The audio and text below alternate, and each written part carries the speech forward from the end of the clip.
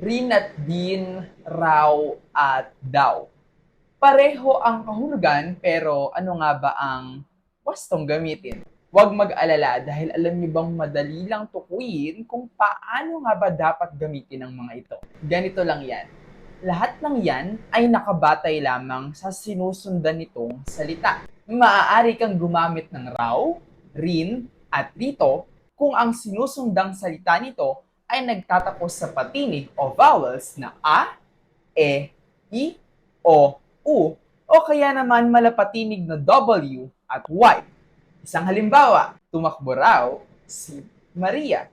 Sasakay raw si Juan sa eroplano. Sasayaw rin ako sa kanyang kaarawan. Samantalang ang paggamit naman ng din, daw, at dito ay kapag ang sinusundang salita nito ay nagtatapos sa katinig.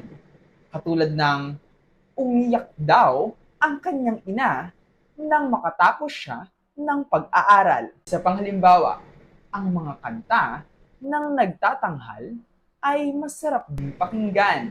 Pero paano naman sa bahaging ito? Bihira daw umulan sa kanilang bayan. Mapapansin na ang sinundang salita ay nagtatapos sa patinig, pero daw pa rin ang ginamit sa pangungusap.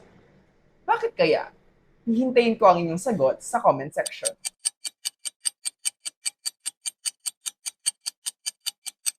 Ayan, nakuha mo na ba kung bakit? Mahusay. Daw ang ginamit sa bahaging ito upang mas maging magaan at madulas ang pagkakabigkas ng pagkakasunod-sunod ng mga salita. Pansin ninyo, di hamak na mas magaan at mas madulas banggitin pag sinabing bihira daw sa halip na bihira raw. Dahil ito sa magkalapit o parehong tunog ng huling pantig ng salita at ng sinusundan nitong raw. Pero ulitin ko, huwag kayong mag-alala dahil hindi naman stricto sa paggamit ito.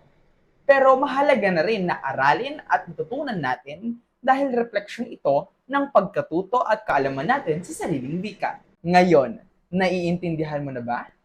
Kung oo, sige nga, sagutin mo ang mga katanungang ito.